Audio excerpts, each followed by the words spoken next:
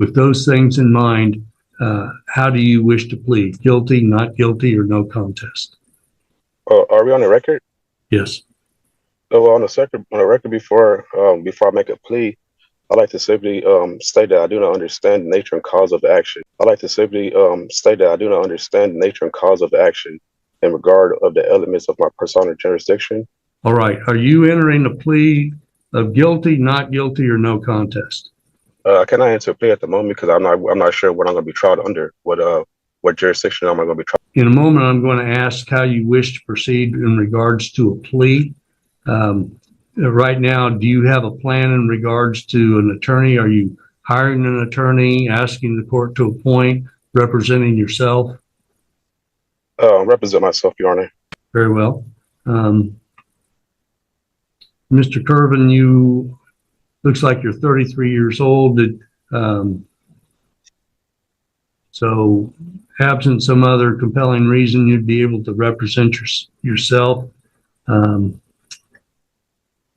If you wish to, I'm going to ask what your plea is. If you wish to have a trial, if you wish to, I don't know if you qualify for a diversion, if you wish to try to get the case resolved either through counsel or yourself with the county attorney's office, any of those things, then your plea should be not guilty.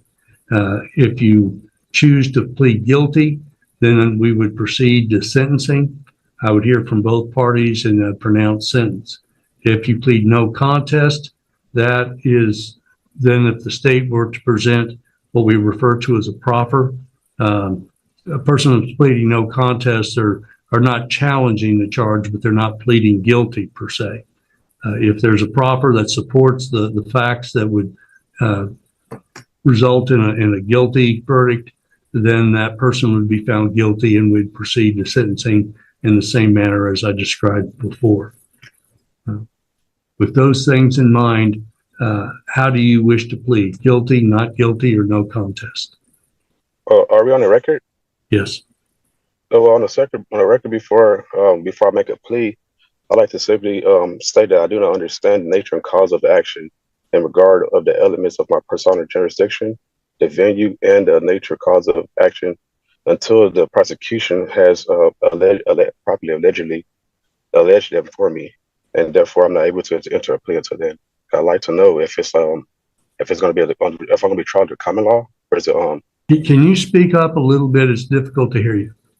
I got my headphones on. Did you hear what I said, or just what part did you need to I heard part of what you said. So, okay. I was saying, for the record, I did not simply understand nature and cause of action brought against me, with regards of the elements of our personal jurisdiction, and also the nature cause of action until the prosecution has let me know what they're going to try me underneath, so I can let you know what I'm going to make my plea.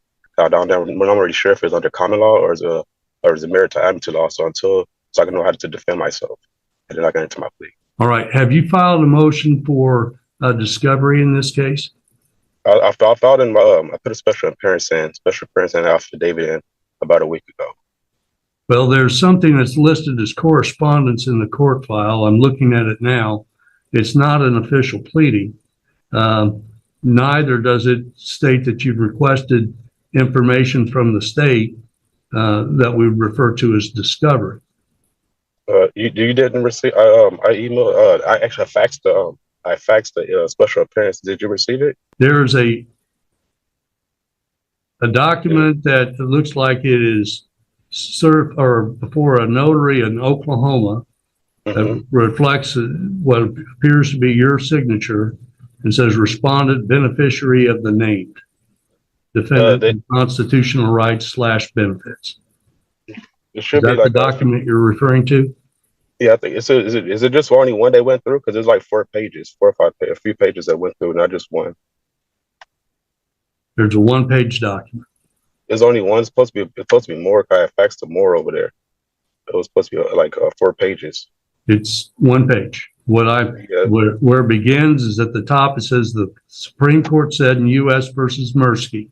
Yeah, I have a copy right here with me. I think you're just referring to the last page, and I sent like 4 pages of them. I think I got it notarized at the end of it, and I think the notary already sent the last page to you. but it was supposed to be 4 more pages to go with that. And that was the special appearance. All right. Are you entering a plea of guilty, not guilty, or no contest? I cannot enter a plea at the moment because I'm not sure what I'm going to be tried under. What jurisdiction am I going to be tried under? I do not understand the nature of the cause of action brought up yesterday. Well, I've explained what you're charged with. Yes. I'm going to put you down as a plea of not guilty and set this matter for trial. If you wish to, because my special appearance didn't make it. I need to resend it as well. How can I reset it so I can have a chance to resend my special appearance because it didn't make it? I guess you already had the last copy of it. There's more pages that you didn't receive. I need to enter that in beforehand. How can I reset it so I can do that? I have time to do that. I can do it today, and we can reset it for this same time next week if that's okay with you. I'm going to go ahead and set this for trial. You can, if you have pretrial motions that you'd like to address, they need to be properly filed. Okay.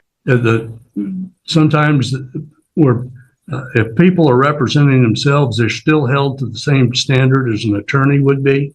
Yes, sir. And sometimes people don't have the experience to do that correctly. So there's an advantage to having an attorney. But I'm going to set aside 2 hours for bench trial. I'd like to be tried by jury if that's okay. If I'm going to be separate trial, if it has to be separate trial. Have you made a written request for trial by jury? I have not. This is my first appearance today. If you're seeking to have a jury trial, then you're going to need to file a written motion in that regard. Okay. Again, pursuant to Kansas law, there are restrictions in that regard. When we set a jury trial, I generally have a pretrial date that we have. You will be required to be here at Elk County to conduct that hearing. If you have pretrial motions that you're wishing to have heard, we typically would do that in advance at a pretrial. I'm going to set a pretrial date at this time.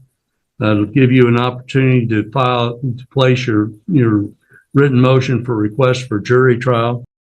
What we've just watched is a textbook example of how courts handle jurisdiction-based objections at the plea stage. The defendant attempted to challenge personal jurisdiction and delay entering a plea. The judge responded with structure, clarity, and procedural consistency. No raised voices. No dramatic shutdown. Just methodical application of the rules. When the defendant refused to plead, the court entered a not guilty plea and set the case for trial, exactly as procedure requires. The broader takeaway here? Courtrooms operate on rules and filings, not philosophical debates. If motions aren't properly filed, they don't move the needle. And if you choose to represent yourself, you carry the full weight of procedural responsibility. If you found this case as fascinating as we did, make sure to hit that like button. Share your thoughts in the comments, especially whether you think self-representation helped or hurt here. And don't forget to subscribe for more jaw-dropping courtroom breakdowns.